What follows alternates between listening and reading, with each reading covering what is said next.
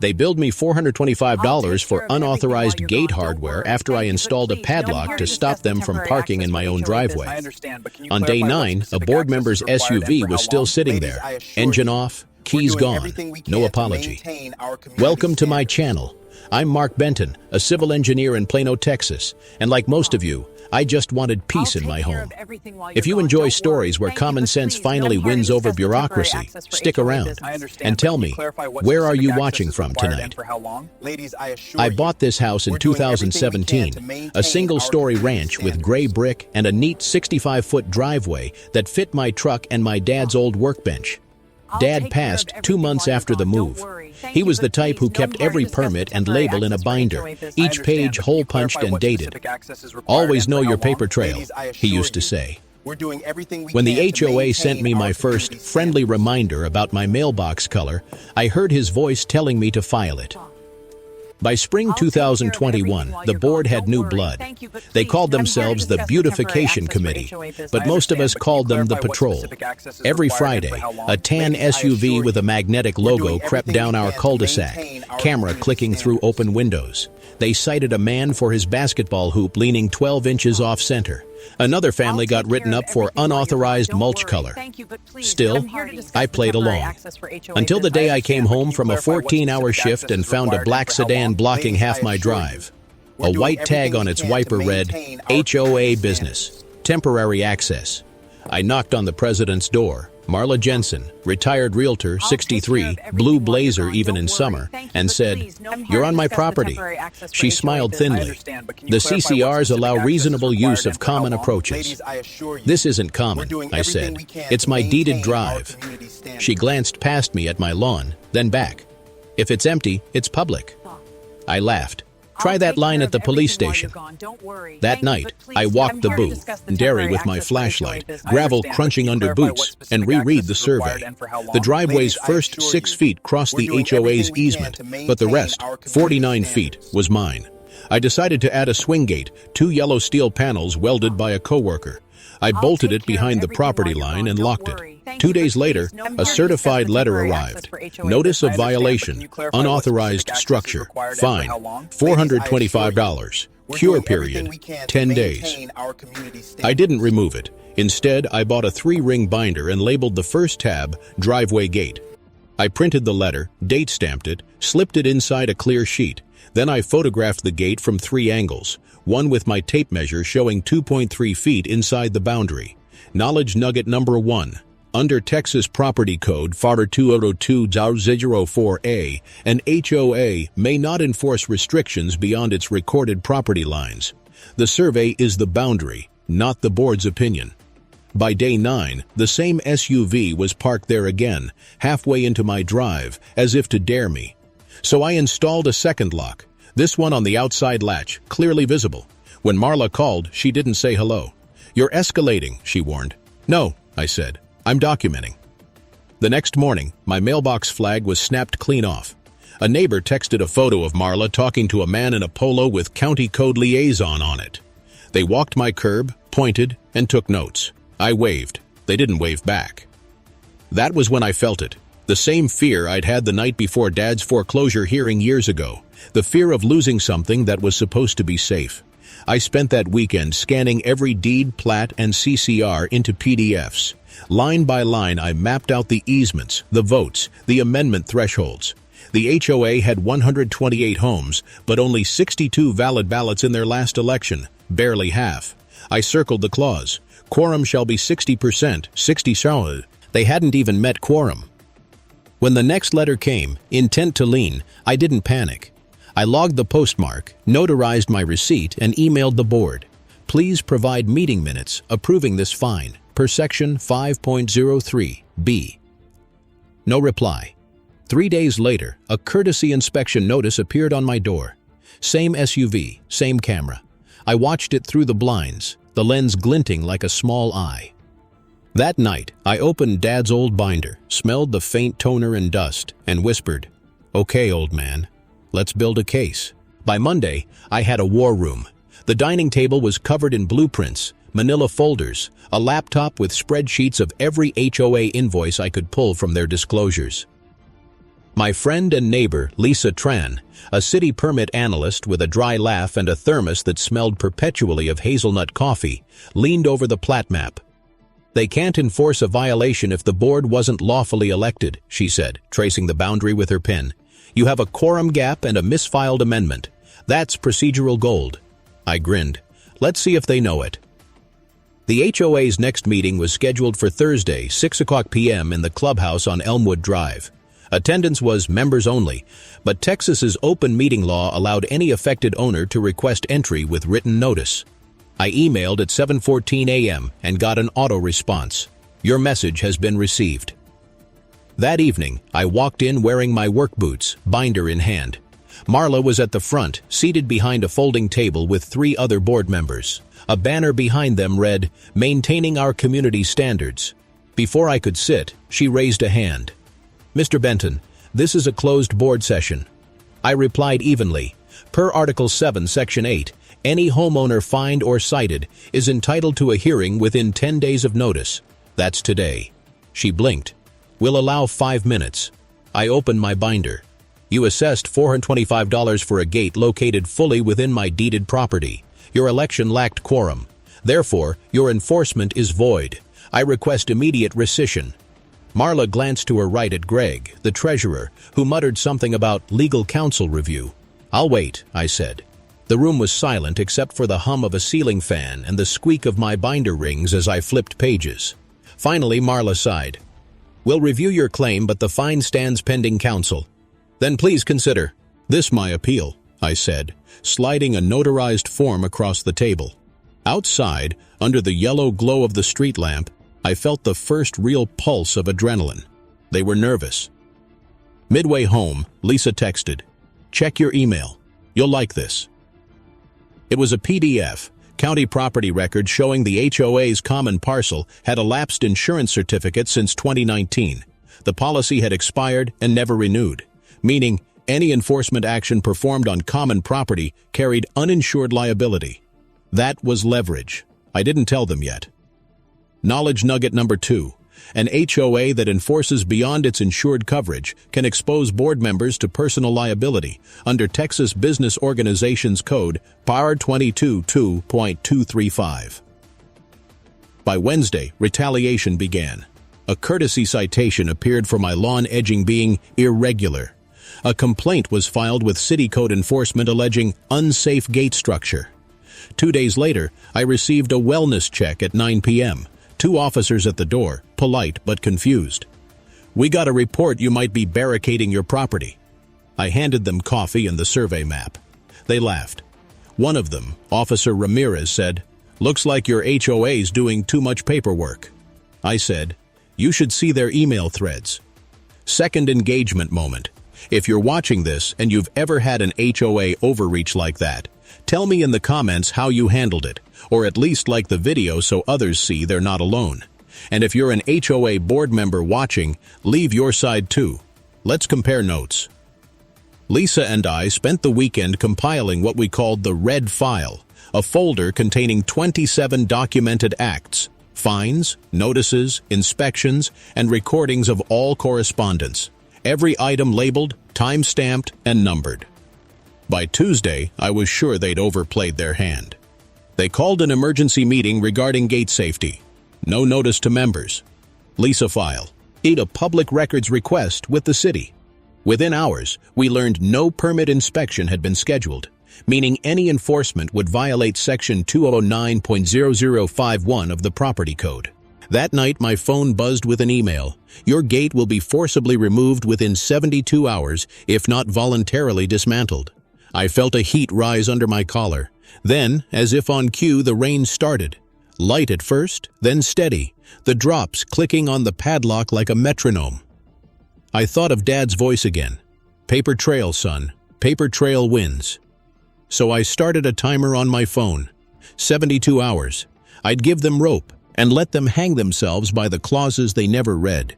By hour 14 of that 72-hour clock, I'd already started laying the groundwork for something much bigger. The next morning, I met with my attorney, Paul Delgado. a municipal lawyer who looked perpetually under-caffeinated and wore shirts with ink-stained cuffs. He thumbed through my binder and said, "You've got them boxed in, Mark, but we'll need something they can't wriggle out of, a technical anchor." Lisa slid a document across his desk. Parcel map, insurance lapse, quorum failure, and a pending violation with no permit. Paul grinned. "That's not just an anchor. That's a mooring chain." We spent the next few hours drafting a certified notice of our own. Cease and desist order, trespass and unauthorized enforcement.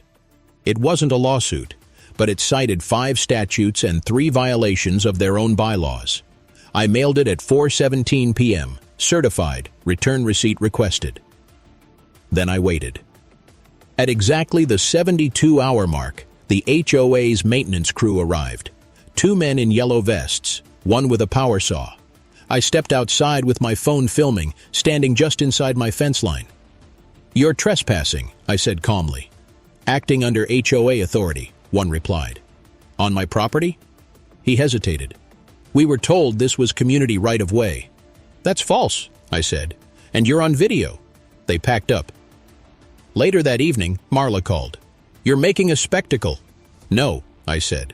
"I'm making a record."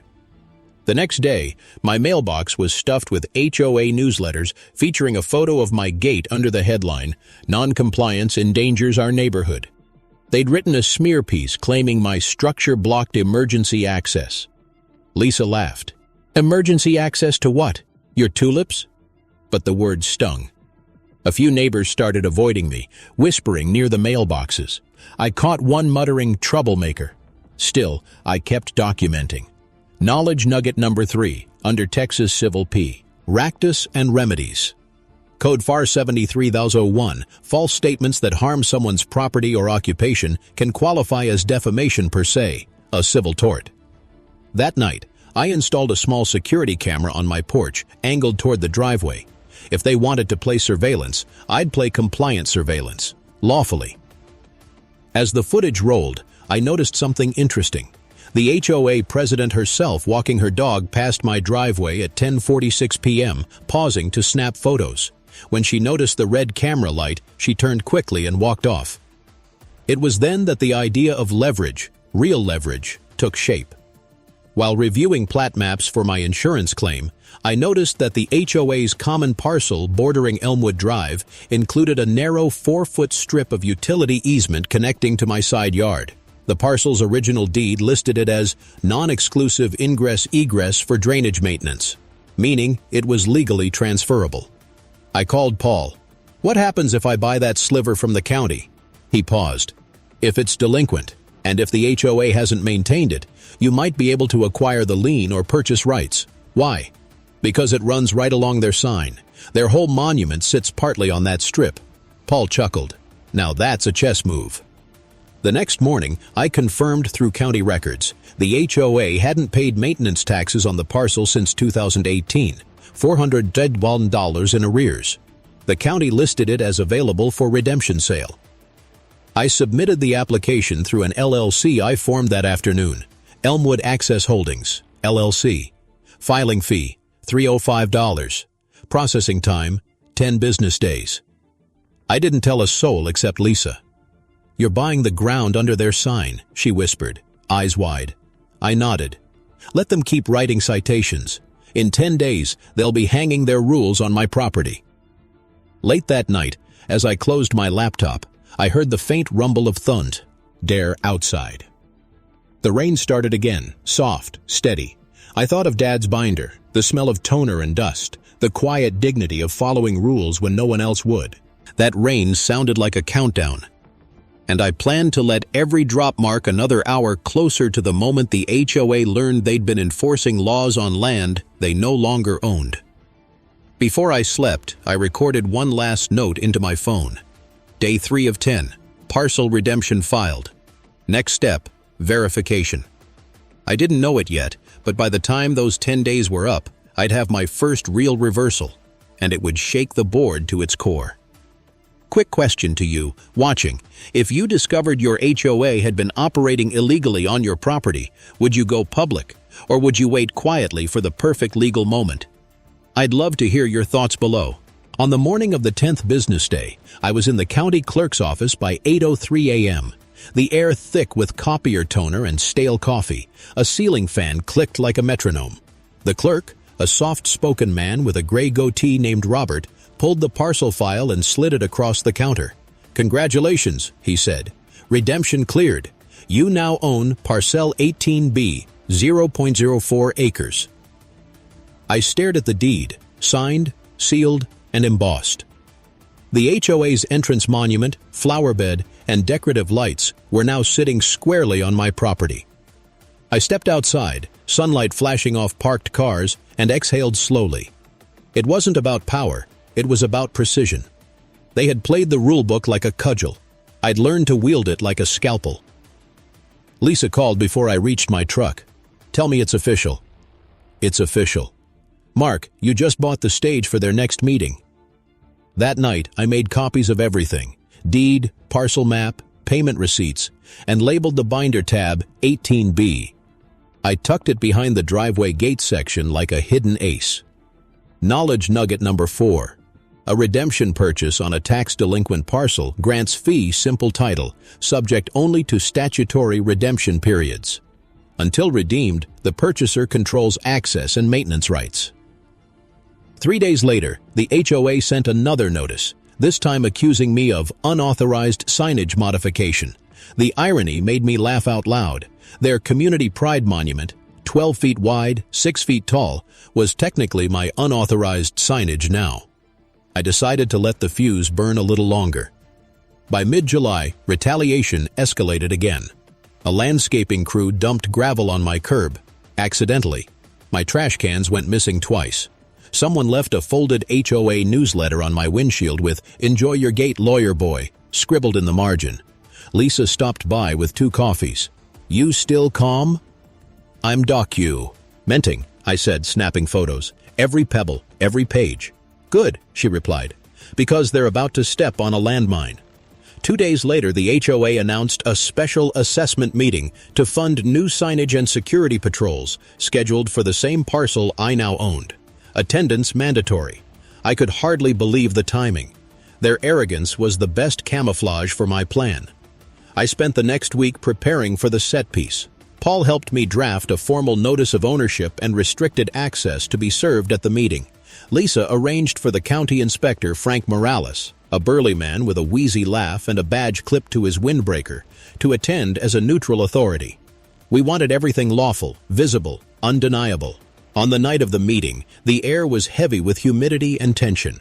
Cars lined both sides of Elmwood Drive. I parked a block away and walked toward the entrance sign. Their sign, now mine. It was lit by twin spotlights, buzzing faintly from old wiring. Marla stood at the podium under a white canopy, clipboard in hand. "Let's bring this meeting to order," she announced, tapping the mic. "We're voting on an emergency assessment for security improvements." I stepped forward, binder under my arm. "Before you vote, I have a property matter to disclose." She frowned. "Mr. Benton, you're not recognized to speak." "I am tonight," I said, "because this meeting is being held on private property, mine." A ripple of confusion moved through the crowd. Marla's voice sharpened. "That's ridiculous. This is HOA common ground." I held up the deed, its gold seal catching the light. "Not since June 28th. County records confirm ownership transferred to Elmwood Access Holdings, LLC, of which I'm the managing member. Your monument, your lighting, your meeting canopy, all rest on Parcel 18B. Frank Morales stepped forward, flipping open his clipboard. "He's correct. The parcel's been reassigned. HOA can't convene here without permission." Marla's jaw tightened. "That's impossible." Frank handed her a copy of the recorded deed. "It's public record, ma'am." The murmurs became full-blown whispers. A man in the back chuckled. Someone else clapped once, then stopped. I walked closer to the mic, heart pounding but voice steady. "I'm not shutting you down. I'm giving you notice. Vacate peacefully, or I'll consider it trespass." Marla's eyes darted across the crowd, searching for backup. None came. After a long pause, she said, "Meeting adjourned." And just like that, the crowd dispersed. The sound of folding chairs scraping asphalt was strangely satisfying. As the last car pulled away, Lisa whispered, That was the cleanest takedown I've ever seen. I smiled faintly. Dad would have liked that one. We stood there under the flickering lights, the rain starting to fall again, tapping on the deed in my hand. That was the first real reversal, the one they never saw coming. Now came the harder part, turning leverage into reform without burning the neighborhood down.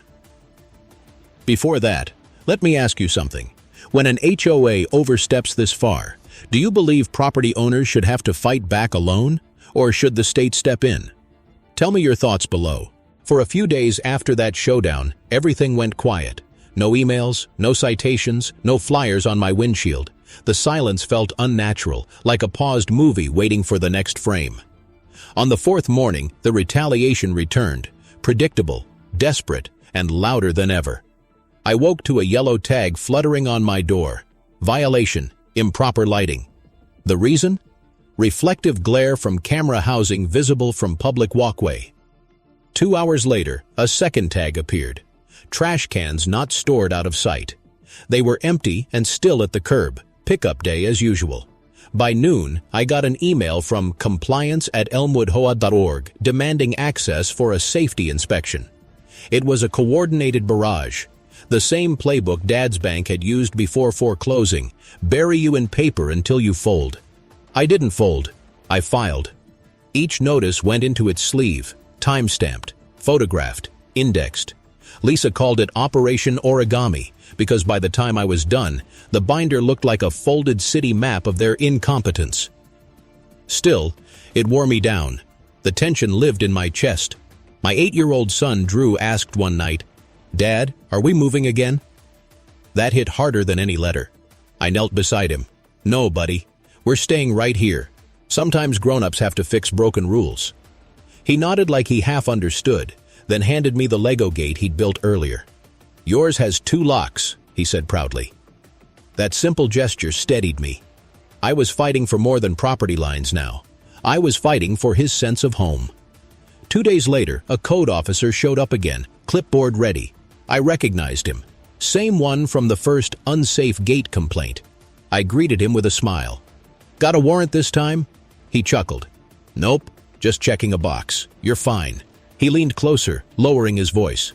"Off the record, the board's been calling every day. They even tried sending photos of your gate to the fire marshal." "Persistence is their hobby," I said. He winked. "Keep your paperwork tight." That night, I filed an open records request with the city for all HOA communications mentioning my address. It took 5 business days, but what came back was pure gasoline. Dozens of emails between Marla and a council liaison, one line standing out in bold frustration. "If he keeps hiding behind legal language, we'll just fine him until he sells." That was the moment I stopped playing defense. I sent the file to Paul and Lisa. "We're moving to offense. Let's map the dominoes." Paul replied, "Already ahead of you. Their insurer just got wind of the parcel stunt. Guess who didn't disclose it on their coverage renewal?" It was beautiful symmetry. The same negligence they'd used to bully residents now looped back to them through the system they worshipped. By Friday, rumors swirled of board resignations. 2 minor members quit over ethical concerns. Marla, ever defiant, circulated an email calling me a serial manipulator exploiting loopholes. I didn't respond. I waited. And then came the real scare. At 2:37 a.m. Saturday morning, the security camera caught movement, someone tugging at the gate chain. The feed was grainy, but you could make out a figure in a hoodie. They left after 20 seconds, no damage done. That was my lowest point. I replayed it twice, anger mixing with exhaustion. Then I saved the clip, labeled it Incident 31, and emailed it to the police. Officer Ramirez called within the hour. "We'll add extra patrols," he said. "You're doing everything right. Don't let them rattle you." By sunrise, I was calm again. The binder sat open on the table, a growing testament to persistence. Every page smelled faintly of toner and coffee. Every tab told a story. When Lisa stopped by that afternoon, she pointed to the binder. "You realize this is an audit waiting to happen, right? You could hand this to the state attorney tomorrow." "Not yet," I said. "They need to crumble from the inside first. I want reform, not revenge." She nodded slowly. "Then it's time for phase 2. I looked out at the driveway. clean, quiet, gate gleaming in the sun, and smiled. "Yeah, it's time to pull the next thread. Here's something I want your take on. When a community board crosses ethical lines, do you think members should face personal financial liability, or should insurance always cover their mistakes? Drop your answer below." Phase 2 began on a humid Tuesday morning, the kind that smells like wet cedar and asphalt. I sat at my kitchen table, coffee going cold, rereading the deed to Parcel 18B. That paper was leverage incarnate, a single sheet capable of reshaping an entire HOA. Lisa arrived with her thermos and her usual dry humor. "So, Mr. Land Baron," she said, "how's your empire?" "About 4 feet wide and 12 feet long," I replied, "but it's the most powerful 4 feet in Texas." We laughed, but we both knew the next steps had to be surgical. Over the next week, Paul and I quietly built the foundation for a formal petition to the state's Community Associations Oversight Division. The petition would allege misuse of authority, harassment, selective enforcement, and failure to maintain quorum, each claim supported by citations, timestamps, and evidence from the binder. I didn't file it yet. Timing mattered. The plan was simple. Let the HOA hold one more board meeting, one they couldn't cancel without breaching their own bylaws. Then, during open comment, unveil the parcel deed and the insurance lapse. 2 truths they couldn't spin simultaneously. Meanwhile, Marla's campaign against me turned from whispers to spectacle. She printed flyers calling me a rogue property owner endangering community assets. They showed up in mailboxes like junk coupons. Lisa collected them in a neat stack. "You think this helps or hurts her?" "Hurts," I said. "Every sheet of paper is another data point for defamation." We both knew it was the beginning of the end. 3 nights before the meeting, I staged what we called Visual Beat Number 1. I walked out to the driveway with a small metal trash pit, dropped in a duplicate of the latest violation notice, and lit a match. The paper curled and blackened, edges glowing orange before collapsing into ash. The flame reflected off the padlock like an oath. Not rage. Resolve. At the same moment, Lisa recorded the timestamp and sound of the fire crackling. That file went into the evidence drive. Marla must have sensed the storm. The next morning, a final cease and desist letter landed in my mailbox. It accused me of defamatory acts against the board. The irony was breathtaking. Paul laughed when I forwarded it. "They're panicking. Stay silent till the meeting. You'll get your clean reversal." The night of July 30th, the clubhouse buzzed like a hornet nest. Folding chairs filled every inch of the linoleum floor. The agenda taped to the door read, "Insurance renewal, signage replacement, member conduct." Lisa and I sat near the back. Paul stood by the exit, calm, unreadable. When my turn came, I carried the binder to the front table. Marla's eyes narrowed. "Mr. Benton, please confine comments to 2 minutes." "2 will be plenty," I said. I laid out 3 documents: my parcel deed, the HOA's expired insurance certificate, and a printed email thread between Marla and their agent confirming non-renewal. Then I spoke evenly, like I'd practiced. "Madam President, this board has conducted business on land it does not own, under an insurance policy that expired 3 years ago, using authority never lawfully constituted. Tonight, before you renew a policy you can't afford, I suggest you consult your insurer about coverage gaps on Parcel 1, 8B. Gasps rippled through the room. Greg, the treasurer, flipped through his folder like a man searching for an extinguisher in a blaze. Marla forced a smile. These documents could be fabricated. That's when Paul stepped forward, badge holder in hand, and nodded to the back of the room. Officer Ramirez entered, rain beads glistening on his uniform. "All documents verified with the county clerk, ma'am. I'm here to ensure a lawful proceeding. Let's keep it civil." Silence dropped like a curtain. Marla's voice trembled. "You can't hijack a meeting." "No," I said quietly, "but I can correct one." I turned to the audience, neighbors who had watched this battle unfold from behind blinds and driveways. "You deserve transparency, not threats. This isn't about a gate anymore. It's about governance." A slow clap started near the back. Someone else joined. Then the whole room erupted, the sound echoing off the low ceiling like thunder finding its home. Marla slammed her clipboard down. "Meeting adjourned." But Ramirez didn't move. "Adjournment requires a vote," he said calmly. "Carry on." That was the moment the board cracked. The motion to adjourn failed. Instead, members voted to suspend enforcement actions pending an external audit. The vote, 43-7. As we stepped into the rain afterward, Lisa grinned. "Reversal number 1, executed." "Now," I said, watching the water bead on my binder cover, "we turn leverage into reform." Next debate for you.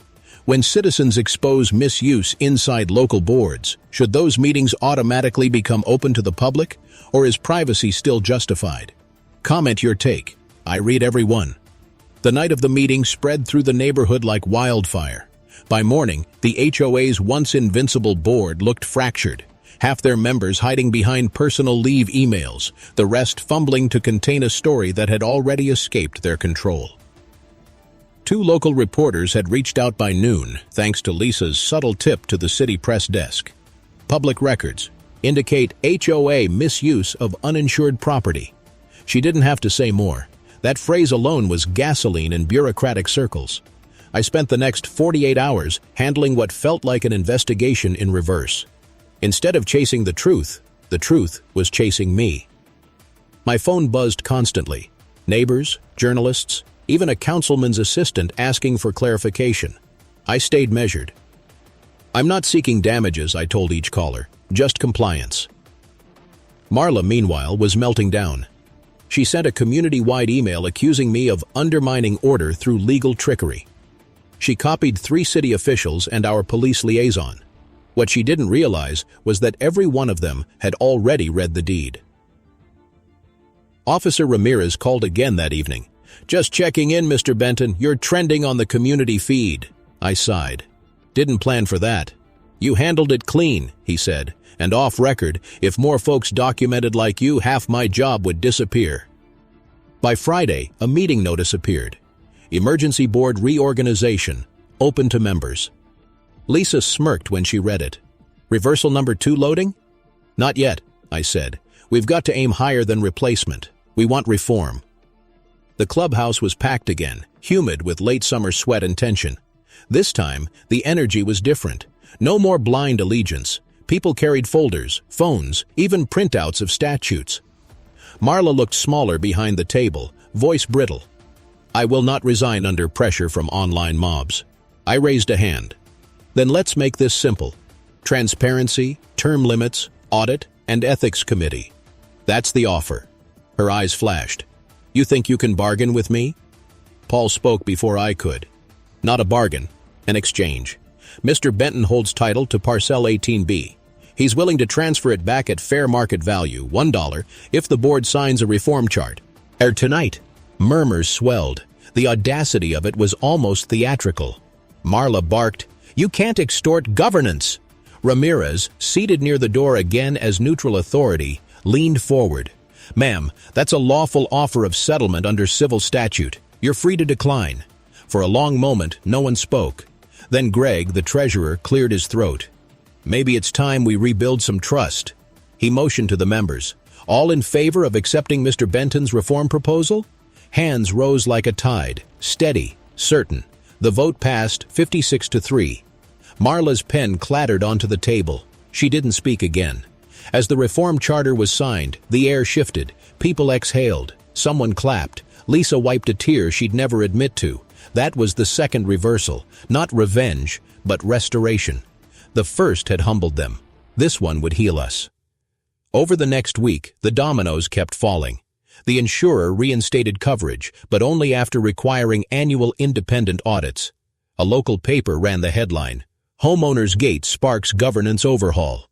Paul sent me a photo of the article with one line, "You just made case law for civility." Lisa stopped by with her usual coffee and one last joke.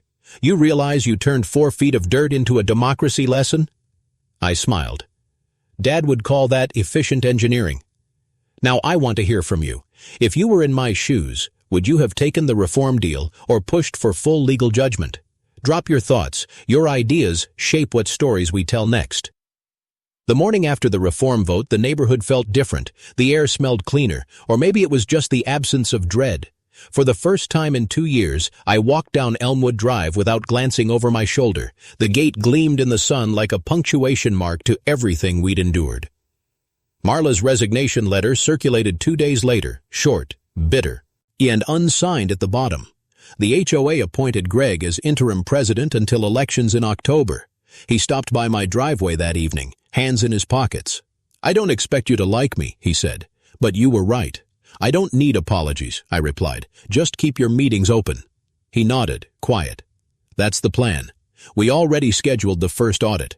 Residents will get full financials, online access, and public comment rights." That was more than I'd hoped for when this began. Lisa joined us halfway through, still clutching her thermos. "And maybe rename the beautification committee," she said. "That label's cursed." We laughed, and for a moment it felt like neighbors again, not factions. The reforms rolled out fast. Term limits capped at 4 years. Every enforcement action now required majority board approval and written rationale. They published voting tallies on a new website and invited volunteers for an ethics panel. Transparency became a point of pride instead of control. By late August, local news did a follow-up segment. The camera panned across the old entrance monument, the one I'd owned for a while. The new plaque read, "Elmwood Commons, rebuilt by its residents." I stood beside it during filming, Drew perched on my shoulders. He asked, "Does this mean it's ours again?" I smiled. It always was. Behind the scenes, the State Oversight Office filed a compliance note recognizing Elmwood's reforms as model standards. The HOA's insurer reinstated coverage under a community integrity program, granting lower premiums for boards that maintain open governance. The domino effect reached beyond our zip code. 2 neighboring HOAs requested copies of our charter. Even Marla wasn't ruined. She moved to a smaller subdivision and reportedly joined their gardening club. Fitting, I thought. Every system needs pruning to grow again. As summer waned, I cleared my driveway of the last evidence of battle. The extra padlock, the old notices, the camera mount that never quite aligned. I boxed them, labeled the lid, "Case closed," and slid it beside Dad's binder on the garage shelf. That night, I sat on the porch, the cicadas humming their endless verdict. For the first time, peace didn't feel like surrender. It felt earned. If you believe I fought the right way and this is how it should end, say a few words in the comments for your friend. Subscribe so future stories reach you first. And as responsible citizens, share this, because others deserve to know that lawfulness, patience, and documentation still matter. That's on us. The next morning, I poured coffee into Lisa's spare thermos and walked to the new community board meeting. The porch light reflected off the agenda pinned to the notice board. Audit results presentation, open to all. I smiled, turned the key in my gate, and whispered, "Next case starts here." A single click echoed through the quiet morning, the sound of a lock closing not in defense, but in order.